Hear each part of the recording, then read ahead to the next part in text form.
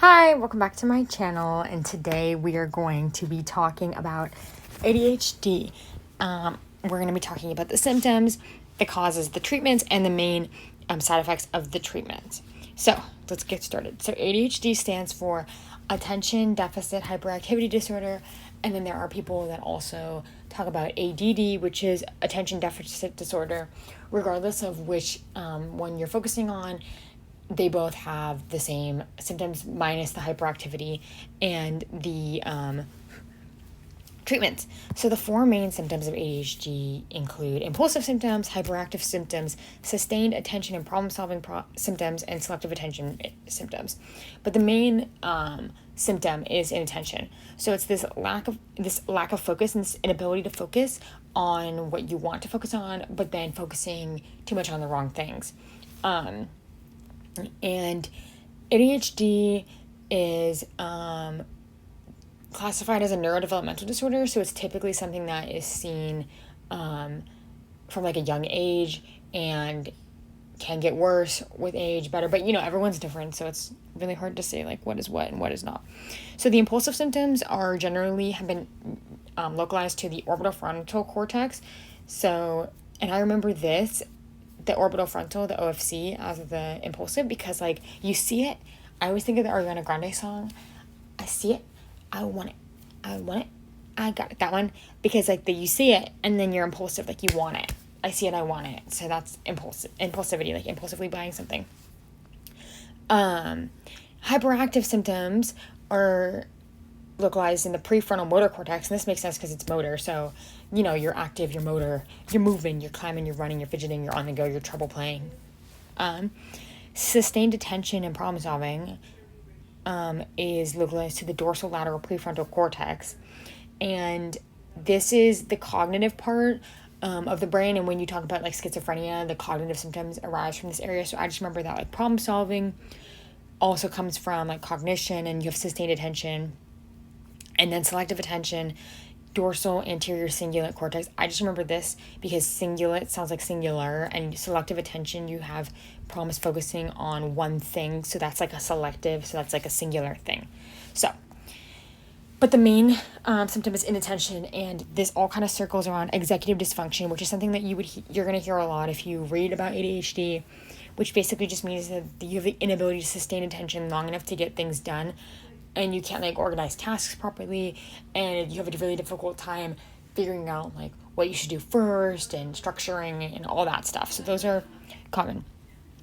So let's just look at some pictures of impulsivity and hyperactive and all these different parts. So there's a loop here. So it goes orbital frontal cortex to striatum to thalamus back to orbital frontal cortex. And some symptoms here are talking excessively, not waiting in line, or waiting in turn and blurting things out.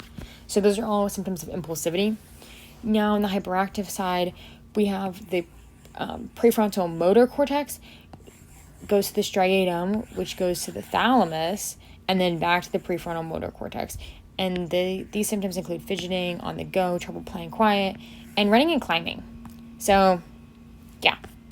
Okay, for sustained attention problems and problem solving, we have the dorsolateral prefrontal cortex, and the path goes dorsolateral prefrontal cortex to striatum to thalamus back to dorsolateral prefrontal cortex. And executive dysfunction is noted as a symptom here, cannot attending to stimulus over long periods of time. And then selective attention, focusing or inability to focus on the thing you want to, or focusing on the wrong thing, little attention to detail, unable to attend to specific stimulus, and it follows the same path. Okay, so now let's talk about the cause of ADHD now that we've identified like some of the key symptoms. So the cause of ADHD is the inefficient tuning of the prefrontal cortex by dopamine and norepinephrine. And these are two big players here. You go dopamine, DA, and norepinephrine, NE.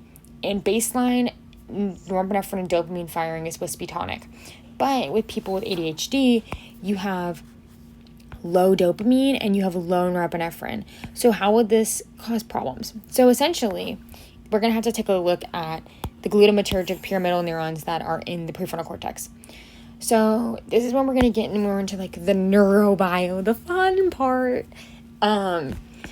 So if there's a noise signal, well, first let's back up. So these blue things right here are cation channels. And then the pink thing is the cyclic AMP, like part unit, like the acetylkinase, or what is it called? Adenyl cyclase. I don't know. The AC part. And then the GI or the GS is the G protein coupled receptor. So here, let's start with the norepinephrine. So in a neurotypical person, or a person without ADHD, norepinephrine would come in and bind here. So this is norepinephrine. And it would bind to this receptor. This is an alpha-2A receptor. This is an excitatory receptor.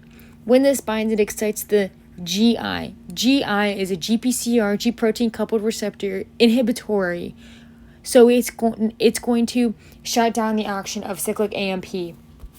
So cyclic AMP is not going to work. So this means that this ion channel is going to close.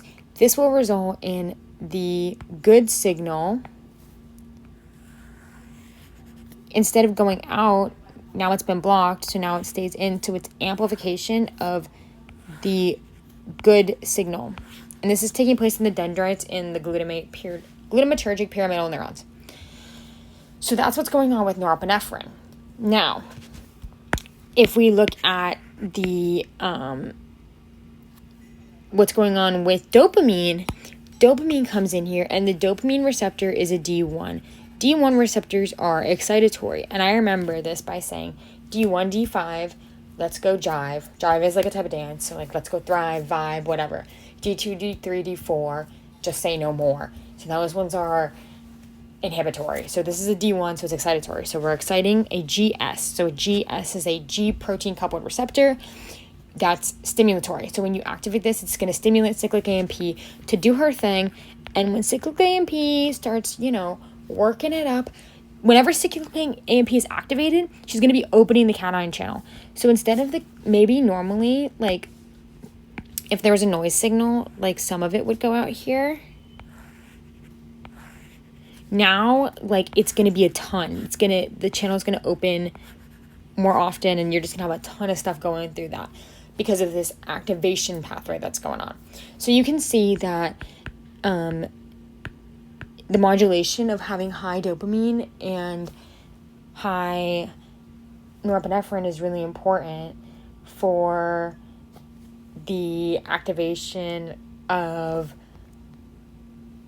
or filtering of, the noise signal and the good signal. So this isn't a neurotypical person, but in a person with ADHD, they have low levels of norepinephrine and they have low levels of dopamine. So they are going to have too much of the good signal is going to escape because not enough of the norepinephrine linked receptors are going to close, and not enough of the noise signal is going to leave, so there's going to be more noise. So this is why we have this impulsivity, the selective inattention, the hyperactivity, and the problem-solving issues. So that's basically what I did this all up here, but I was going to do it here, but oops. Okay, so now we're going to talk about the treatment for ADHD, because now that we understand like the noise circuit and why, basically, like, if you have too much noise, this is going to activate the wrong glutamate pyramidal neurons, and that's going to amplify the wrong signals, and then the person's going to have a hard time staying focused. So when it comes to treatment, we have two classes of drugs. We have stimulants, and these two are methylphenidate and amphetamines. At least these are the ones I'm talking about. There's probably other ones. There definitely are. There's a lot of different drugs out there. But the ones I'm going to cover are the ones that I learned in class, and the ones that are featured in Stahl's psychopharmacology, which is what I am basing all of my content off of. So methylphenidate and amphetamines. Then we're going to talk about non-stimulants, and these include bupropion. I can never say this one. Wellbutrin. And then atomoxetine, which is Strattera. And these guys are non-stimulants. We're also going to have a little sneak preview. There's going to be a really fun medication that I just added. So that one's a surprise. You have to wait for that. I'm already going full YouTube mode. Wait till the end, like little clickbait. Okay, so stimulants, so amphetamines. So in amphetamine, this is what the binding profile looks like. So we have a DAT here. So that's a DAT antagonist. We have a NET antagonist. We also have a VMAT2 antagonist. So amphetamines act as competitive inhibitors of the DATs or the NETs, also NET. This could also be a NET here, but I just made it a DAT. And this is happening anywhere where there's NETs and DATs, which happens in the prefrontal cortex and happens in all these areas in which there's no DATs in the prefrontal cortex.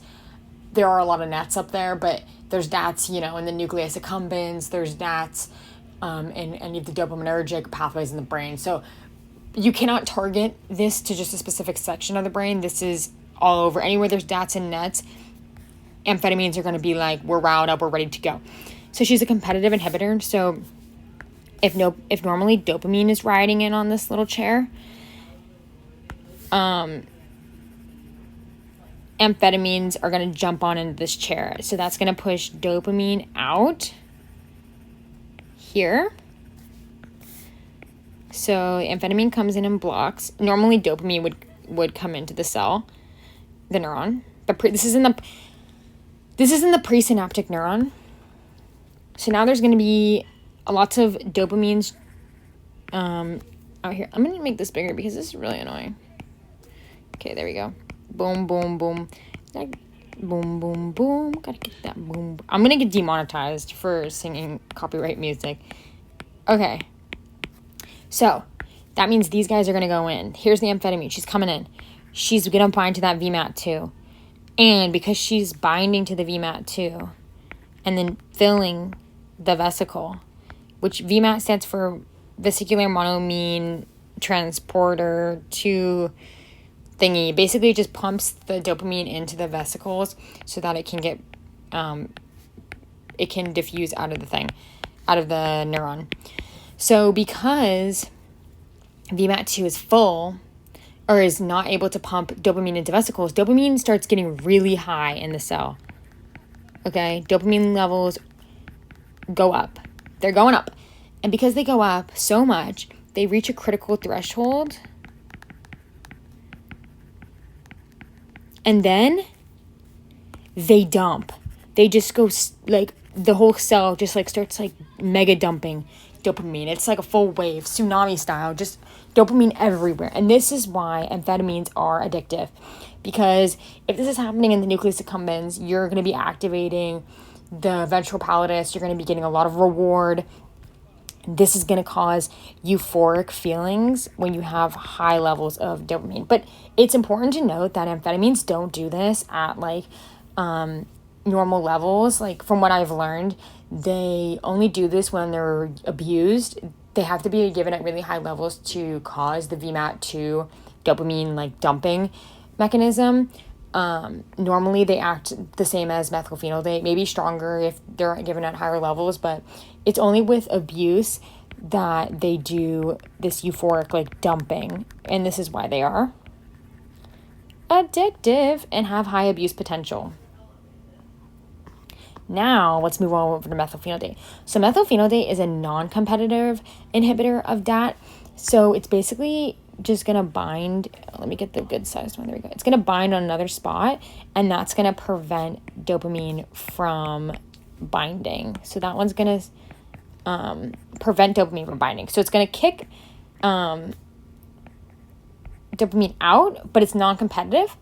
So now methylphenidate is going to come up here, and it's going to jump into the cell, but it cannot bind to the VMAT2. So any dopamine that does get in will still be packaged and released, but this one is just basically increasing the amount of dopamine in the synaptic cleft because it's not allowing dopamine to be reuptook by the DAT. And it works on the DAT and the NET. So it's basically the same thing, except amphetamines have like a double whammy because they also cause like the dopamine dumping phenomenon, whereas methylphenidate is only causing dopamine to build up in the synaptic cleft. It's not really interacting with the VMAT2, and it's the biggest difference is this guy. Where's my little pen? Here. This guy's a, oops, that's a really big marker. Competitive inhibitor. And this one is a non-competitive inhibitor. Okay, that's the stimulants. Scrolling on down, we're talking about non-stimulants. So Wellbutrin is literally a NET and a DAT antagonist. So it's an NDRI, norepinephrine dopamine reuptake inhibitor. So it's at low levels. It doesn't have as high of an affinity for the NETs and the DATs as like an amphetamine or methylphenidate would. But it still is like it's called like a non-stimulant stimulant because it technically is like still a stimulant, but it's like not a stimulant because it's not as strong. So it's like kind of gray area, but some people say that it does help them. It's just not as effective as a stimulant or like methylphenidate, but it does follow like the same pathway up here, just like as the methylphenidate right here, but just to like a way less degree, and like less if the DATs are going to be bound by this, and less receptors, less affinity. And then we also have Strattera. Now Strattera, I drew her over here. She's special because she's an NRI. So this means she's just working on norepinephrine.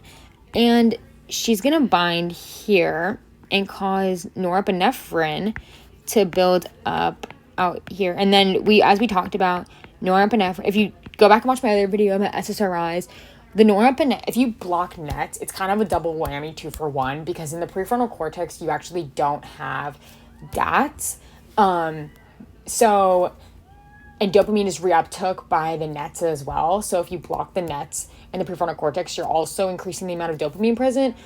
But that's localized to the prefrontal cortex. So now you're able to localize this. But it's people that take Strattera.